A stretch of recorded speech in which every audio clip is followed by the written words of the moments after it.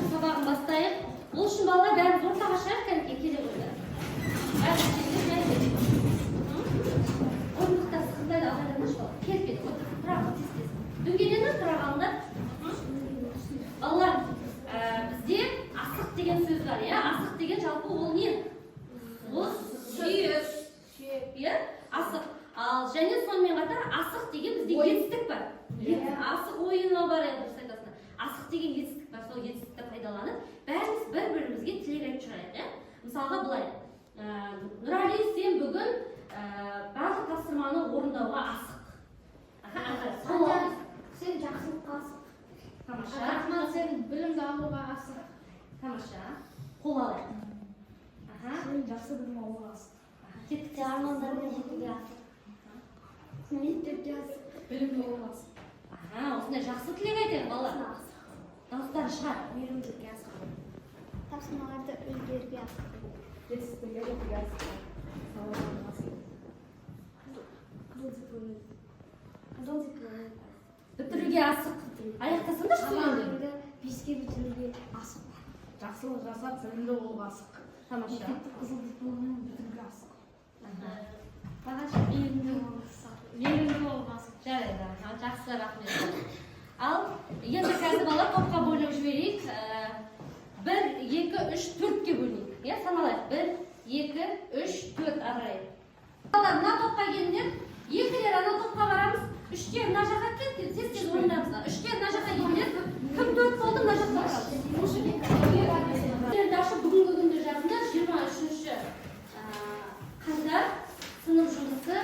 Біздің тақырыбымыз бүгінгі жауын менен жер көгерер деген тақырыпты ашып сол жерде оқулықтан ашайық. Сол бетті балалар.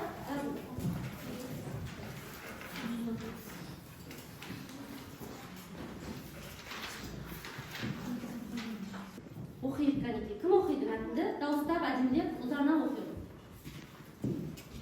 Қазақ халқының өмірінде жауын-шашынның алатын орны ерекше. Сол себепті болар халық батыр туысы. Енді осы мәтіннің ішінен осы тақырыпқа қатысты негізгі ақпараттарды табайықшы кәнекей.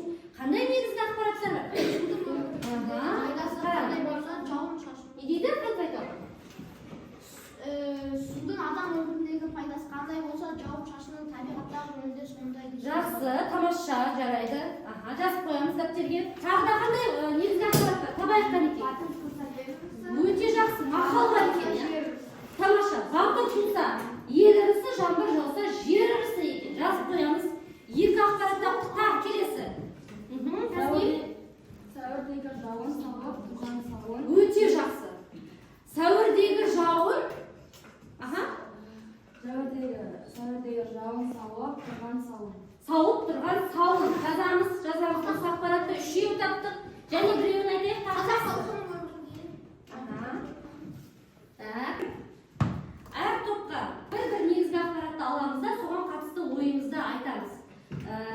Бірінші топ, сіздер мына мақалды алыңдар. Батыр туса, ел ірісі, жаңбыр жауса, жер ірісі дегенге қатысты ауызша түсіндіреміз. Түсінікті ғой тапсырма, иә? Екінші қатар, сәуірдегі жауын сауып тұрған сауын деген мақалды аламыз да, соны түсіндіреміз. Түсіндіруге тырысайық, иә? Келесі топ, сіздер жауын-шашынның табиғаттағы рөлі сондай. Осыны аламыз. Судың адам өмірінде пайдасы қандай болса, жауын-шашынның табиғаттағы рөлі сондай дегенді аламыз. Сіздер тасаттық беру салты дегенді аламыз. Осыны айтарыз, өзіміздің сөзімізді қосып түсіндіреміз, балалар. Дайындалып алайық. Ортамызда біреу шығарып, сол сөйлесін, иә? Балалар, олай болса дайын болсақ, бастайық. Әр топқа бір-бір минутта беріп, ұзақ сөйлемейміз. Ал кім сөйлейді? Батыр туса, ел ірісі, жаңбыр жауса, жер ірісі дегеніміз ол. Егер де батыр туса, ол өзінің елін жерін қорғайды. Ал жаңбыр жауса, ол өзінің табиғатқа жақсы әсер келтіріп, біздің жер-шелегімізді қураттай сақтайды. Барлық өсімдіктер сөйлесін, иә? Жақсы, жарайсың. Рахмет. Екінші топтан кім сөйлейді? Ал, Исман. Сәуірдегі жауын сауып тұрған сауын дейміз. Сәуірде жаңбыр мол жауады. Сол себепті тіршілік сәуірде қайтадан жерге ылғал келіп болады. Тіршіліктер, өсімдіктер өмірге жаңадан өмірге келеді. Көктемде жершілік басталады, иә? Сол үшін ылғал керек. Қайтадан өмір сүруін бастайды. Барлық өсімдіктер де, жан-жануарлар, иә? Сол үшін жерге ылғал керек екен. Жақсы, жарайсыз, отыра ғой. Үшінші топта не сөйлейді? Ал, Дана. Азаттық беру салты дегеніміз ол қазақтар егер жауын ұзақ уақыт жаумаса, қазақтар тасаттық беру салтын қалыптастырған. Ол тасаттық беру дегеніміз ол қазақтар өзен көл жағасына барып, дастархан жасап, жаратушыдан жаңбыр жауын сұрайды. Жақсы, жаңбырды тілейді, тамаша. Аха, келесі. Төртінші топ. Адам өміріндегі пайдасы қандай болса, жауын-шашынның табиғатта рөлі де сондай. Адам өмірінде су өте қажет заттардың бірі. Сол үшін жаңбыр да сол табиғатқа адам өмірі сияқты өте маңызды.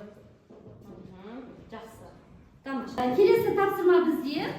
Біз эссе жазып үйреніп жүрміз қазір, сондықтан да эссе жазу кезінде біз білеміз, иә, сөйлемдерді бір-бірімен дұрыс байланыстыра алу керек. Бәрі ретімен орналасу керек, иә. Кіріспеден кейін негізгі бөлімді бастаған кезде де ана кіріспе бөлімнің соңғы сөйлеммен байланыс бастау керек. Сондықтан да балалар, біз қазір мынандай тапсырма орындаймыз. Әр топта іштей нөмірленіп аламыз. 1, 2, 3, 4, 5, иә. Осылай нөмірленіп алайық. Енді бірінші топтағы оқушылар сіздерге мен туған жер деген сөз беремін. Туған жер. Ұмытпаңдар, иә? Бірлер кәні қол көтеріңдерші. Жақсы, сіздер туған жер деген сөз. Екілер қол көтерейікші. Екілер табиғат деген сөзді алып отырасыздар. Ұмытпаңдар, сендердің сөздерің табиғат. Үштегілер қол көтеріңдерші, үшті.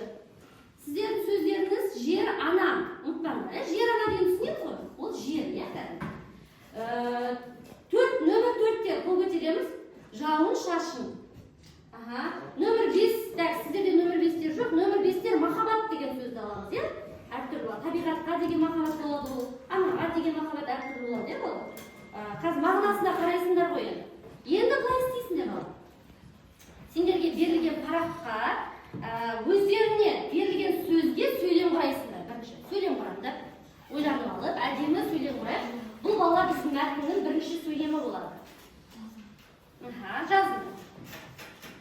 Сөйлем құрап жаза қойдар. Әркімге қандай сөз берілді, соған сөйлем құраймыз балалар.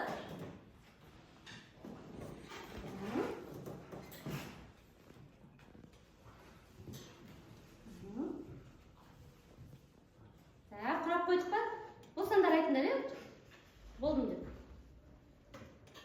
Бір сөйлем ғана ғой балалар, бір-ақ сөйлем. Болды, е? Жақсы, жақсы. Болды, е? Тамаша. Бәріміз болды алайық. Алижан болды ба? Тамаша. Енді балалар, парағымызды біз сағат тілімен бір адамға жылжытамыз. Алижан нөмір 1-ге береді, нөмір 1 2-ге береді. Іштеге жазбаңдар. Іштеге жазбаңдар. Бірақ сөйлем ғой. Бір сөйлемді айтыңызшы. Бір-бір. Бере ғой, Нұрали. Осылай. Жылжытамыз. Бәріміз жылжыттық па? Жылжыттық па? Нөмір сағат тілімен былай қарай жүреді. Сен кімге бересің? Бейбарыс. Бұл аяқта. Дана, бере ғой. Қарайландыға. Сен қарайландыға. Айналдыңдар ма? Жақсы. Ауыстырдық қой, е? Жақсы бала. Енді келесі былай істейсіңдер. Сол сөз қала береді, өздеріңдікі қала береді сөздерін бала. Бірлер табиғатқа құрайды. Екілер бірлер туған жерге құрайды. Екілер кім еді? Табиғатқа, сол табиғат сөзіне сөйлем құрайсыңдар. Бірақ алдындағы жазылған сөйлеммен сенің сөйлемін байланысу керек. Менің туған жерім Қаратау, ол қаланың табиғаты өте таза. Балалық шағымның мәні Қаратауда. Туған жерімде жауын көп жауады. Сөйлемдер байланысқан ба балалар? Сол байланысқан дейді. Жақсы. Басқалар жақсы байланысқан сияқты, иә? Келесі жатақтан кім оқиды? Туған жер бұл біздің. Тыңдайық балалар. Ешқандай жер жетпейді. Туған жер біздің ойнап тұрып жүретін қайсер. Туған жер мен табиғат адамға қымбат болады. Сөйлемдер бір-біріне байланысқан ба? Байланысқан сияқты.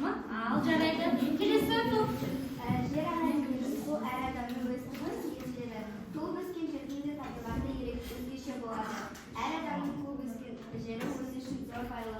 Әркімнің бар жері секілді Байланысқа бас беріңдер бір-бірімен.